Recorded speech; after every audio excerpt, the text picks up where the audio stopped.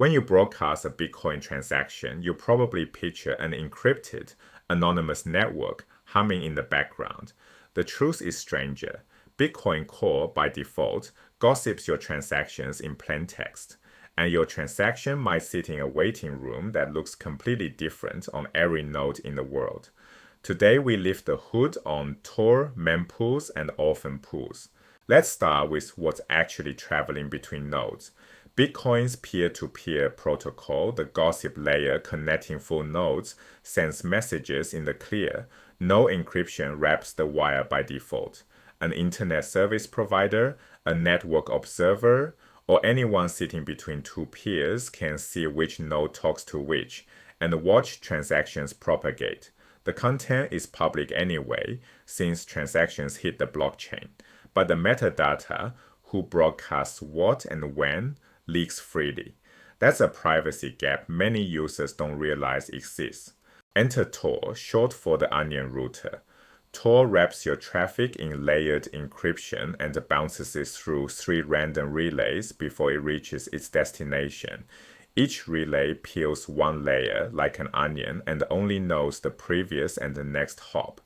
No single observer sees both ends. Bitcoin Core supports Tor in 3 modes: outbound only, where your node dials peers anonymously; hidden service only, where peers find you at a .onion address; or both, giving full anonymity in and out. Since Bitcoin Core version 0.12, hidden service setup is nearly automatic. When your node starts, it looks for a local Tor daemon. If Tor is running and the authentication cookie, a small file Tor uses to prove access, is readable, Bitcoin Core registers a hidden service on the fly. You confirm it worked by checking the debug log for the line Tor add onion, added .onion. No port forwarding, no manual configuration. Your node now accepts encrypted inbound connections from anywhere in the world. Encrypted or not, once a transaction lands at a node, it enters a waiting room. Actually 2. The first is the mempool, short for memory pool. This is the node's local list of transactions that have been validated but not yet confirmed in a block. The node checks signatures, checks that inputs reference real unspent outputs, then holds the transaction in memory and relays it to its peers. The second waiting room is the orphan pool. An orphan is a transaction whose parent, the earlier transaction it spans from, hasn't arrived yet at this node. The transaction isn't invalid, just early. Maybe the parent is still propagating across the network. The node parks the orphan here rather than rejecting it, waiting for the missing parent. This is the common misconception. Orphans aren't garbage. They're transactions in line. Now watch the orphan cascade. Suppose transaction C spans an output from transaction B and B spans from A. Your node receives B and C first before A. Both land in the orphan pool. Then A arrives, validates cleanly, enters the mempool. The node immediately scans the orphan pool for any child referencing A. It finds BB is promoted to the mempool. Now the node scans again because B's promotion might unlock more orphans. It finds C, which references B. C cascades up too.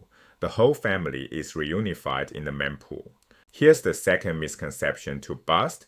There is no global mempool. Every node maintains its own. A node that just restarted has an empty mempool. A node with few peers sees fewer transactions. Uptime, connectivity, and policy choices mean every node's mempool diverges.